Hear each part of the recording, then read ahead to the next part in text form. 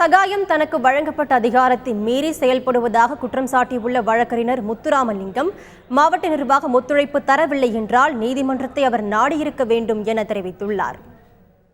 நேற்றைய தினம் ஒரு நரபலி கொடுக்கப்பட்டுள்ளதாக அங்கு எழுந்த திடீர் ஒரு புகாரை வைத்து அந்த நரபலி புகாரை விசாரிக்க வேண்டும், அந்த சம்பவ இடத்தை உடனடியாக தோண்டி பார்க்க வேண்டும் என்று அவர் காவல் நிலையத்திற்கு உத்தரவிடுவதும், அந்த இரவே நான் அவர் முன்னால் தோண்ட வேண்டும் என்று அவர் உத்தரவிடுவதும் என்பதும் அவருக்கு வழங்கப்பட்ட அதிகாரத்தை மீறிய செயலாக நான் கருதுகிறேன்.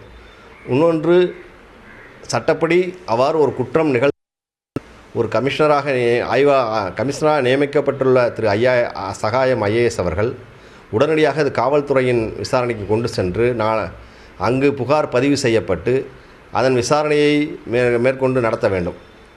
காவல்துறை தாமதப்படுத்துவதாக தெரிந்தால் அவர் சென்னை உயர்நீதிமன்றத்தையோ அல்லது அங்கு அந்த சம்பவம் நடைபெற்ற இடத்திற்கு அடங்கிய மேஜிஸ்ட்ரேட் கோர்ட்டையோ அணுகி அவர் தகுந்த நீதிமன்ற உத்தரவை பெற்று அந்த விசாரணையை அவர் வேகப்படுத்துவதற்காக செய்திருக்கலாம். ஆனால் அவரே அங்கே நின்று உடனடியாக வேண்டும் என்று செய்வது என்பது அவருக்கு வழங்கப்பட்டுள்ள அந்த பணிகளின் மீது ஒரு அதிகாரத்தை மீறி செயல்படுவதை போன்ற ஒரு தோற்றத்தை உருவாக்கியுள்ளது.